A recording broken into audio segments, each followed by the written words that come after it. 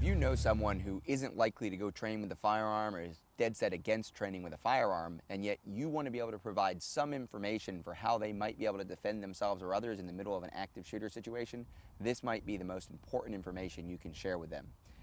If we think about that active shooter environment, if we think about, let's say, a school, we have a school full of teachers, full of kids, full of people who aren't armed.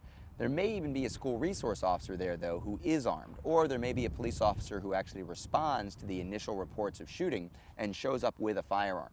If that person is injured, if that person is taken out of the fight by the threat, and that firearm ends up on the ground, even that person who's never fired a gun before, who's refused to have firearms in their life, who won't go to the range with you and practice and train, could still use that firearm to defend themselves or those children in that school area.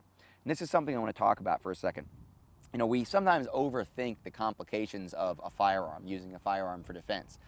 Thousands of people use firearms to put bullets into other people, both to protect themselves and as bad guys, all the time with no formal training.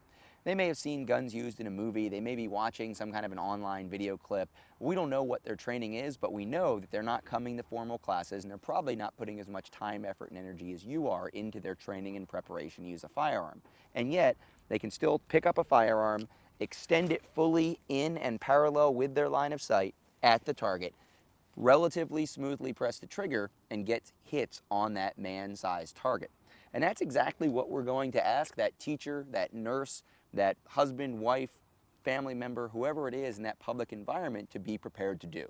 If that school resource officer is lying on the ground and he was using his firearm to try to stop the threat, the firearm is now lying there, the teacher is standing there, the threat's distracted over in another place, that teacher can walk over to any of those firearms, pick it up, and have a high degree of likelihood of being able to use it to defend themselves or the children in that room. And that's what we're trying to share. You don't have to be an expert. You don't even have to necessarily understand the physics of the gun or the operation of the gun. If the gun was being used by the police officer, by the security agent, by the person who pulled the gun out of their holster, their concealed carry holster, if the gun was being used and it's now on the ground, chances are it can be used by the person that picks it up. If you look at the way I've got these guns staged on the ground, they're not exactly the way you would normally see me stage firearms. We've got guns that are cocked with the safeties off. We've got a double action, single action gun that's in single action cocked mode. We've got guns on the ground exactly as they would be if I was in the middle of a string of fire and I got shot and the gun got dropped. All the person has to do is understand some very basic things. You want to hold the gun as high as you can without interfering with the operation of the gun. Don't grip the gun down low where it's obviously unnatural given the contour of the grip. Hold the gun as high as you can. Keep your finger off the trigger until you've decided you want to shoot, until this gun is going to go bang. Very simple. So the minute I pick the gun up, I keep my finger off the trigger, even with this single action 1911 style firearm. Now we know as firearms enthusiasts, as shooters, that very little pressure on that trigger is going to make the gun go off. The person that's watching this that has never touched a gun, never fired a gun, doesn't really need to know the difference between pressing that trigger and pressing this long, relatively heavy double-action revolver trigger. All we need to know is hold the gun up high, make sure that you don't touch the trigger until you're ready to shoot. If that bad guy comes into that schoolroom, comes into that office space, you've got the kids behind you, stick the gun out in and parallel with your line of sight, look at the person's chest, touch the trigger, and as smoothly as you can, press that trigger. Under the stress in that environment, it's probably not going to be very smooth, but it probably in a close quarters environment is a lot better than standing there looking at the gun on the ground and hoping the bad guy doesn't shoot you. Again, regardless of the type of gun, merely picking it up, getting a decent grip, sticking it out at full extension, touching and pressing the trigger is probably going to get the job done if the gun was being used and then was dropped by someone when they were taken out of the fight by the threat. And that'll work for just about any type of firearm.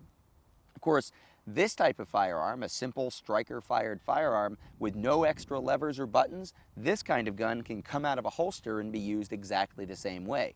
So one of the cues that we give to people who aren't firearms people, if you don't see any big levers, don't worry about them. If you don't have anything exposed on the gun, if the gun's relatively smooth, you see the trigger, cool, get a good grip on the gun, make sure that you don't touch the trigger until you're ready for it to go bang. And again, if that school resource officer, that security agent is taken out of the fight before they can even draw the gun from their holster, that's okay. Hit the snap, release the mechanism, whatever it is you have to do, pull the gun out of the holster, now you've got a tool to defend yourself. On the other hand, if you've got this gun, which has a lot of levers exposed, we see levers on there, we see that there's a hammer sticking out of the back of the gun. If someone who's not a shooter sees this type of gun on the ground, they can reach down and pick it up, push the lever down. Nothing bad is going to happen here. If you think about some of the types of guns that you know as a shooter, any of the levers that you push on a double action, single action gun, they're not going to put the gun in a bad condition unless they turn the safety on. Now this particular SIG, of course, we know doesn't have a safety. I can push that lever, nothing bad happens. On the other hand, if I were to push a lever, and maybe the lever would be up here, or maybe the lever would be down here, if I were to push a lever and cover up a red dot, in other words, if I see red, I know the gun will go bang. If I move the lever into a position where I cover up the red dot, that was bad. Put the lever back where it was. If the lever is pushed in a position so that it exposes the red dot or the red mark, now I know that I can use that firearm to defend myself. Again, you don't have to be a gun expert to figure that out. Let's say that maybe there isn't a red dot. On this particular gun, I expose a blue circle. I expose the marking here. There's an X now next to a little symbol of a bullet. The X next to the symbol of the bullet to us might mean no bullets. The little blue dot, it's not a red dot, so it's an abnormal marking. It's not a standard marking. We're just going to simply sweep this down. If the lever moves and we can sweep it down and it's down on the bottom of the gun, that's usually going to be the way to go to get it to fire. The other thing we can look for is an F or an S. The F or the S is another thing that we can look for. If we're in a situation where we find a gun and it's locked open, this is probably going to be now an empty gun or a gun that's malfunctioned, and the fact is the person who's a novice, the person who hasn't trained, probably isn't going to be able to use this gun. They can still pick it up and point it at somebody, they can still hit somebody with it, they can throw it at somebody, they can do a lot of different things, but they're probably not going to get the gun back in operation. This is the reason why we would encourage someone, even who isn't going to carry a gun, to know how to use a gun. Just like we educate people about vehicles, just like we educate people about drugs, we educate people about, safe and unsafe sexual practices. We educate people in our environment when there are things they need to know to protect themselves or others. We also should be investing in educating people about firearms. This is the last type of firearm that someone might find dropped by a security guard or tucked into a holster. It's a revolver. Very simple. If you see this round bulbous thing here in the middle of the gun, no big deal. Touch the trigger, press the trigger, gun's going to go bang. We don't have to worry about anything else. Very unlikely to find what we would call a single action revolver in that active shooter environment. So ultimately, the most important thing to understand is that just because someone isn't a shooter, just because someone won't go out and train with a firearm, doesn't mean they won't be able to use a firearm to defend themselves.